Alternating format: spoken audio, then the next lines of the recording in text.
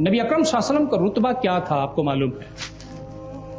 نبی اکرم صلی اللہ علیہ وسلم کے ایک صحابی تھے حضرت ظاہر، زے الف چھوٹا ہے رے، ظاہر، آؤٹ سائڈ مدینہ کے باہر رہتے تھے، لیکن نبی اکرم صلی اللہ علیہ وسلم سے ہنسی مذاق بھی کرتے تھے، بہت انٹرٹینمنٹ جس کو آپ کہتے ہیں۔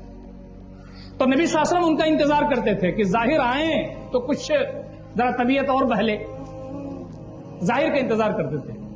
تو ظاہر دیہات سے کچھ تحفے لے کر کے آتے تھے نبی اکرم صلی اللہ علیہ وسلم کے لیے، اور نبی اکرم صلی اللہ علیہ وسلم مدینہ کے تحفے جو بڑے ہو سکتے تھے، جو دے سکتے تھے، وہ دیتے تھے، اور کہتے تھے ظاہر ہمارے دیہاتی بھائی ہیں، ہم ان کے شہری بھائی ہیں۔ ظاہر بہت غریب آدمی تھے، پڑھے لکھے نہیں تھے، معاشی اعتبار سے بہت کمزور تھے۔ ایک دن مدینہ کے باہر زمین پر سامان رکھ کر کے کچھ بیچ رہے تھے، بازار لگتا ہے نا دیہاتوں میں، اب بھی بازار لگتا ہے، زمین پر رکھ کے سامان بکتا ہے، وہ بیچ رہے تھے۔ نبی اکرم صلی اللہ علیہ وسلم کسی کام سے ادھر گئے تو دیکھا کہ ظاہر بیچ رہے ہیں کچھ، تو آپ صلی اللہ علیہ وسلم نے کیا کیا معلوم ہے؟ پیچھے سے گھوم کے گئے اور پیچھے سے حضرت ظاہر کا آنکھ بند کر لیا، پیچھے سے۔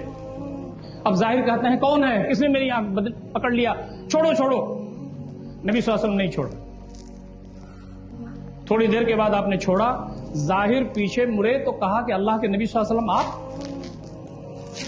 کہا اللہ کے نبی صلی اللہ علیہ وسلم مجھ کو آپ پھر سے ویسے ہی پکڑیے جیسے آپ نے پکڑا تھا، اس لیے کہ نبی اکرم صلی اللہ علیہ وسلم کا پیٹ حضرت ظاہر کے پیٹ سے لگ رہا۔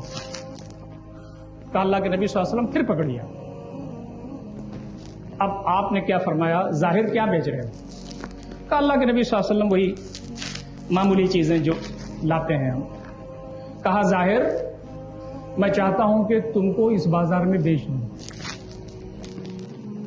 ظاہر نے کہا اللہ کے نبی صلی اللہ علیہ وسلم بیچ دیجئے، لیکن مجھے کون خریدے گا؟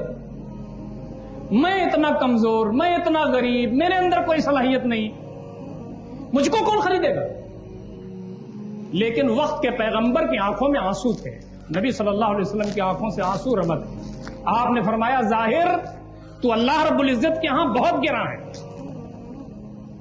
یہ ہے غمت الناس کا الٹا، لوگوں کو حقیر نہیں سمجھنا۔